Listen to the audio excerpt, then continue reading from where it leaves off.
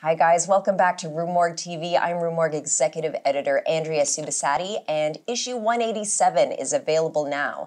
We've got features on Josh Mallerman's new novel Inspection, the Pet Sematary remake, upcoming projects from Jordan Peele, and Invasion of the Blood Farmers finally gets a Blu-ray release.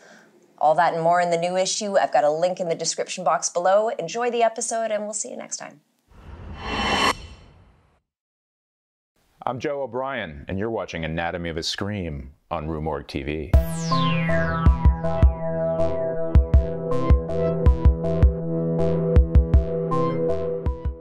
It's impossible to talk about Alien without talking about the chestburster scene. It's a synecdoche for the whole movie. It's shocking, it's unexpected, it's almost obscene. And you never ever forget it after you've seen it. It makes an indelible impression on every person who's seen it.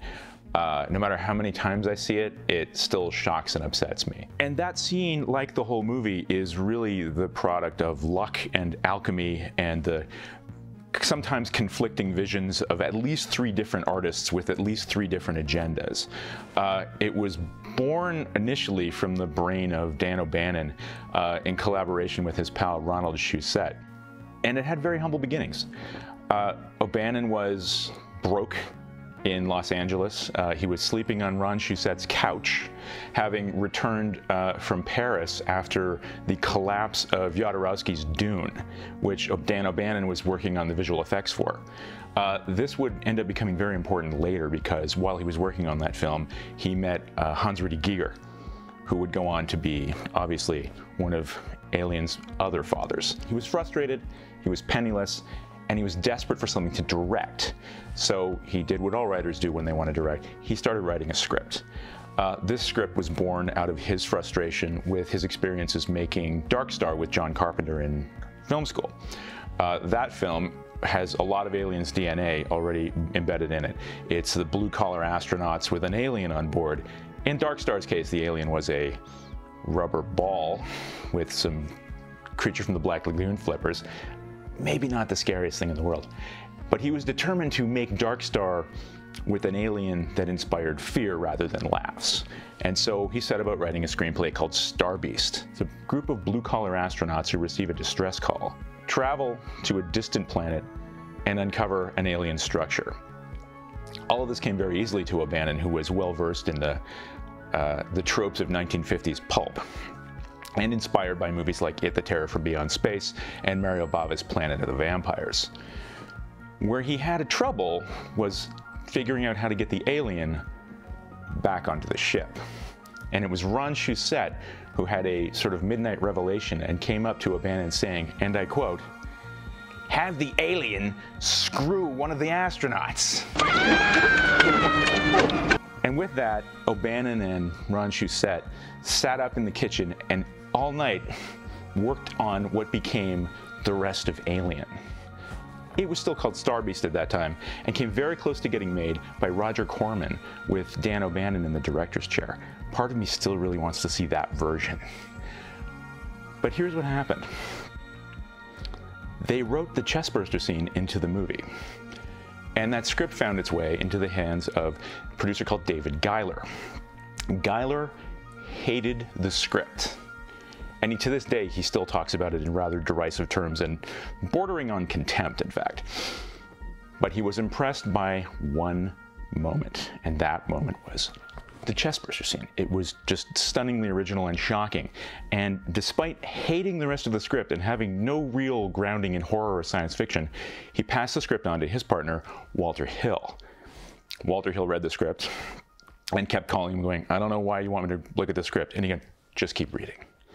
And when Hill hit the chestburster scene, that was it. They were both like, we need to make this movie. They took it to 20th Century Fox. Fox was desperate for another space movie after the hit of Star Wars just the year before. Now, here's another space movie. They were like, yes, we're definitely going to make this. They kind of maybe didn't know what they were in for. Really, who did? Fox hires a new director called Ridley Scott, who had just had a minor success with his film, The Duelists. Scott arrives, he storyboards the entire film, sends it to Fox. Fox promptly doubles the budget. Suddenly Dan O'Bannon is no longer directing the movie, which is now called Alien. And he's got a couple of producers who don't like his script. But importantly, he's got a very talented director who not only likes the script, but appreciates O'Bannon's artistic sensibilities, particularly when O'Bannon brings him the paintings of Hans Rudy Giger.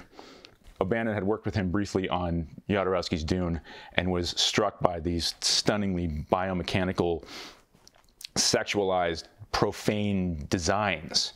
And Scott, who also had an excellent artistic eye, saw those and went, yeah, we're doing that. When it came time to do the chestburster scene, Scott had a rather interesting approach. And that approach was, don't tell the actors what's going to happen next. Because when you're looking for realism and you're going to shock an audience, it helps if the actors have no idea what's coming next either. So they set out to have this dinner scene. John Hurt starts his action. He flips over onto the table. Ridley Scott calls cut, and everybody walks away. And while the actors are running off to their trailers, John Hurt is busy getting loaded into a phony chest with a hydraulically pumped puppet alien underneath it. This process takes forever, and the actors arrive on set to see John Hurt lying on a table waiting for them. And Ridley Scott calls action, and well, we know what happens next. And here we are, the Last Supper of John Hurt. John Hurt as Kane here had actually ended up playing, he actually played Jesus for Mel Brooks a few years after this in History of the World Part 1, and a few years after that did another role for Brooks where he directly parodied Kane's death from Alien. I like the naturalism of this scene. It leads us into the whole movie is like this. It feels like a documentary about people in space. And I think the thing that most impresses me about this scene is we don't really know the backstories of any of these characters, but we recognize them as real people, and so they feel real to us. We don't have a lot of information about who they are, but we recognize how they behave. And this is a very human moment. Look at Parker here as he goes from laughing and making jokes about the food to sudden concern about the state of Kane, and it becomes very clear that something is very, very wrong.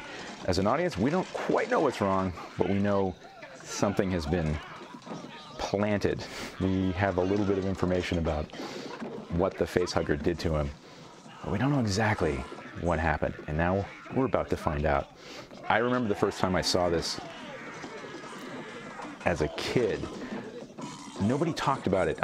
All my friends were, if I had older siblings who would talk about this scene in very hushed terms. They wouldn't quite tell you what happened. So all I knew about this movie was something very bad happened to Kane, and here it is.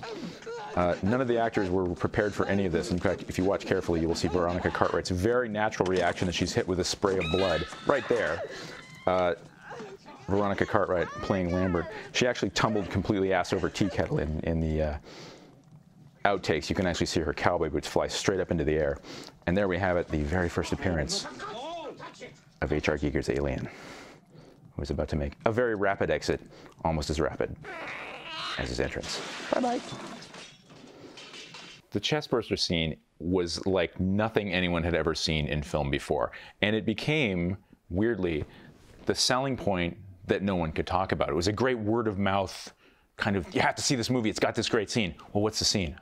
I can't talk about it, you just have to see it. And that's what it is. I mean, we talk about it now and it's become part of the culture and it's a reference point for so many things. But in that moment, it's hard to quantify just how shocking and new and original it was. Nobody saw it coming, and it left audiences just with their jaws on the floor. The reason the scene resonates the way that it does is, I think, like the shower scene in Psycho, like the matricide in Night of the Living Dead, like a lot of scenes in the Texas Chainsaw Massacre, like a lot of scenes in The Exorcist, they aren't just boo, scare, shocking. They cut a little deeper. In the case of the Psycho shower scene, it's all about vulnerability. With Alien, that's a moment, I think women respond very strongly to that because it's about, it's a very early example, in fact, of body horror. I think you could definitely classify it as that. Even though it's technically a sci-fi horror movie, it very much lives in that same kind of space that David Cronenberg was just starting to explore around the same time in the late 70s. because the horror is not outside. It's something that's going on inside of you. You can't control it. In this case, you're not even aware of it. And I think that's something people can relate to in a pretty fundamental way. We're terrified of disease. We're terrified of parasites. We're terrified of our bodies rebelling against us as we get older. And in a lot of ways, that kind of gets wrapped up in that Chestburster scene. Dan O'Bannon, it should be noted, even when he was writing this, suffered from a lifetime of chronic intestinal maladies that ended up killing him many years later. And so I think that was very much on his mind when the notion of a creature emerging from within came to be. It was like, this is the thing that can kill you, and it's kind of you.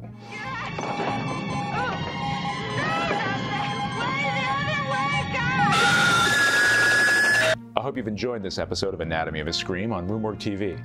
My name's Joe O'Brien. We'll see you next time.